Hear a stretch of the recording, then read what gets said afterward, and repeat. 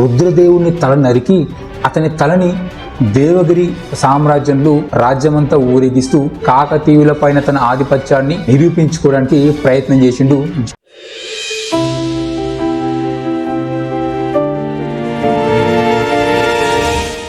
కాకతీయ సామ్రాజ్యంలో చెప్పుకోదగ్గ ముఖ్యమైన రాజు ఎవరై అంటే గణపతి దేవుడు.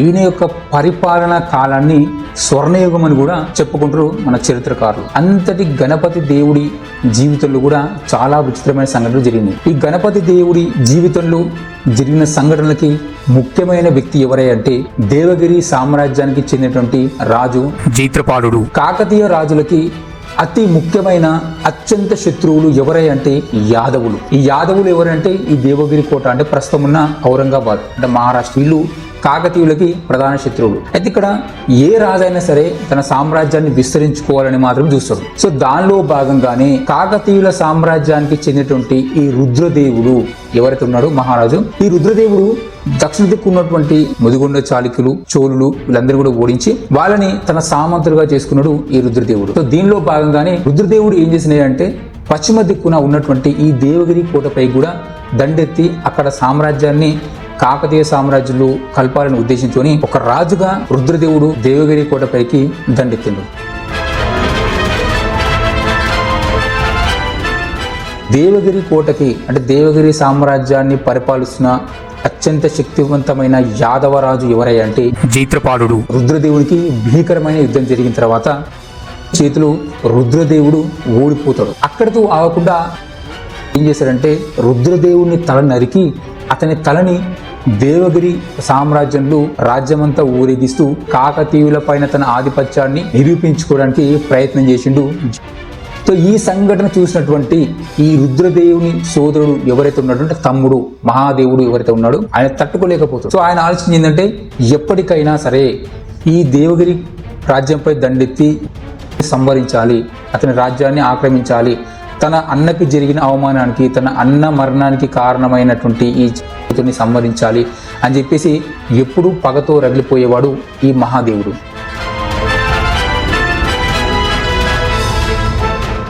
అయితే ఈ సంఘటన ఎప్పుడు జరిగింది అంటే క్రీస్తు శకం 1195 సంవత్సరాలు. అయితే క్రీస్తు శకం 1199 సంవత్సరంలో మళ్ళీ తిరిగి ఈ మహాదేవుడి కొడుకైనటువంటి గణపతి దేవుడితో కలిపి, అంటే గణపతి దేవుడికి అప్పుడు 20 సంవత్సరాల వయసు మాత్రమే ఉంది. సో తన 20వ ఏటనే తన తండ్రితో కలిసి ఈ దేవగిరి రాజ్యంపైకి యుద్ధానికి వెళ్తాడు గణపతి దేవుడు.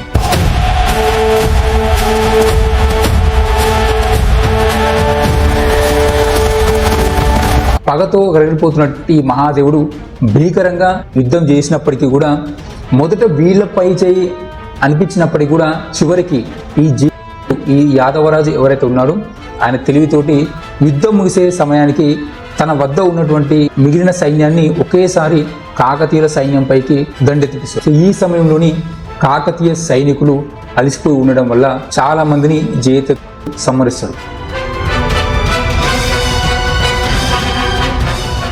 ఇంకో దురదృష్టకరమైన సంఘటన ఏంటంటే ఆ టైంలోనే ఈ యొక్క రుద్రదేవుడు సోదరుడు మహాదేవుని కూడా సంహరిస్తాడు.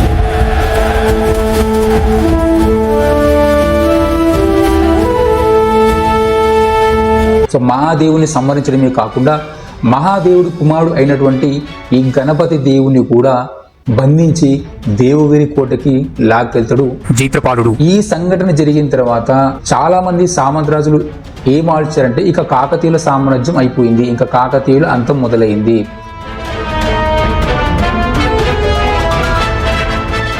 ఇంకా కాకతీయులను ఎవరు కాపాడలేరు అని చెప్పేసి చాలా మంది కాకతీయుల సామంతరాజులు ఇతర రాజులు కూడా భావిస్తారు. మహాదేవుడు మరణించడం అంటే చక్రవర్తి లేకపోవడం, యువరాజుని బంధించడం అంటే గణపతి దేవుడిని బంధించి తీసుకెళ్లడం, ఈ సంఘటన వల్ల వరంగల్లో అంటే కాకతీయ సామ్రాజ్యంలో తీవ్రమైన నిరాశ ఏర్పడుతుంది.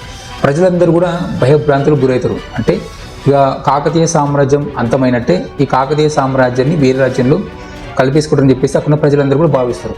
అయితే ఇదే అదునుగా భావించినటువంటి ఈ కాకతీయ రాజుల సామంతులు ఎవరైతే ఉంటారో అంటే వీళ్ళు సామంత రాజులు అంటే ఈ ముదిగొండ చాళుక్యులు, చోళులు, వీళ్ళు కాకతీయులకి సామంతులు. అయితే వీళ్ళ ఆలోచన ఏంటంటే కాకతీయులకి రాజు లేడు, యువరాజు లేడు. సో ఇదే అదునుగా భావించి కాకతీయ సామ్రాజ్యంపై దండెత్తి ఆ సింహాసనాన్ని అధిష్ఠించాలని చెప్పేసి వీళ్ళు భావించి తిరుగుబాటు చేస్తారు. అయితే ఇక్కడ ఒక అతి పెద్ద ట్విస్ట్ ఉంది. మనకి బాహుబలి సినిమా చూసి ఉంటారు, సేమ్ ఇది ఒక సీన్ అయితే కాపీ అని అన్నట్టు బాహుబలి సినిమాలో. అయితే ఇక్కడ ఏం జరుగుతుందంటే కాకతీయ రాజు మహాదేవుడు మరణించినప్పటికీ, కాకతీయ యువరాజు గణపతి దేవుడు బందీగా దేవగిరి కోటలో ఉన్నప్పటికీ కూడా కాకతీయ సామ్రాజ్యానికి సంబంధించిన ప్రధాన సేనాధిపతి రేచర్ల రుద్రుడు ఎవరైతే ఉన్నాడో ఈ తిరుగుబాటుదారులు అందరినీ కూడా అణిచివేస్తాడు. ఆయన ఒక్కటే ప్రతిజ్ఞ చేస్తాడు, యువరాజు తిరిగి వచ్చేంత వరకు ఈ సింహాసనానికి నేను కట్టుబానిసని, అంటే కట్టప లెక్క ఈ సామ్రాజ్యాన్ని ముక్కలు కానుగొనని చెప్పేసి ఈ రేచర్ల రుద్రుడు తిరుగుబాటుదారుని అణిచివేసి కాకతీయుల యొక్క ఐక్యతని కాపాడుతాడు. కాకతీయ రాజ్య స్థాపనలు ముఖ్యంగా చెప్పుకోదగ్గ ముఖ్యమైన వ్యక్తి ఎవరంటే రేచర్ల రుద్రుడు. ఈయన వల్లనే కాకతీయ సామ్రాజ్యం అంతం కాకుండా నిలబడింది.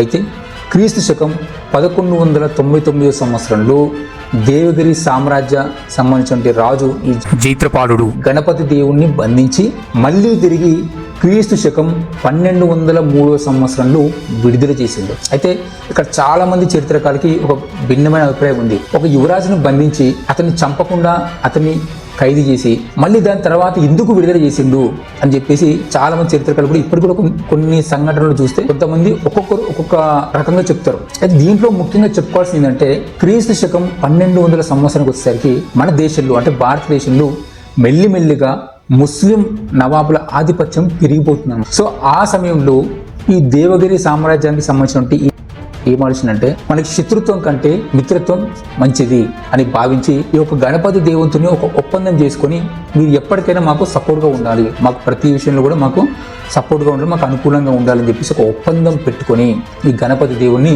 విడుదల చేస్తాడు జైత్రపాలుడు. అయితే గణపతి దేవుడు ఇచ్చిన మాట ప్రకారం కూడా కాకతీయ వంశరాజులు ఎవరు కూడా దేవగిరి కోట పైకి అంటే యాదవుల వంశం పైకి కూడా దండెత్తలేదు. దాని తర్వాత కూడా వాళ్ళు ఇచ్చిన మాట మీద నిలబడరు.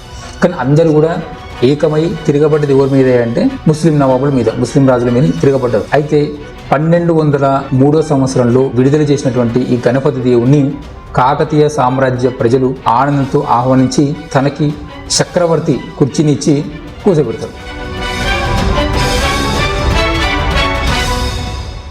సో దాని తర్వాత ఈ గణపతి దేవుడు తన రాజ్యంలో ఎటువంటి అభివృద్ధి చేసిండు, తన రాజ్యానికి తన హయాంలో స్వర్ణయుగం అవ్వడానికి గల ముఖ్యమైన కారణాలు ఏంటనే విషయాల గురించి నెక్స్ట్ వీడియోలో తెలుసుకుందాం. అంతవరకు జై హింద్.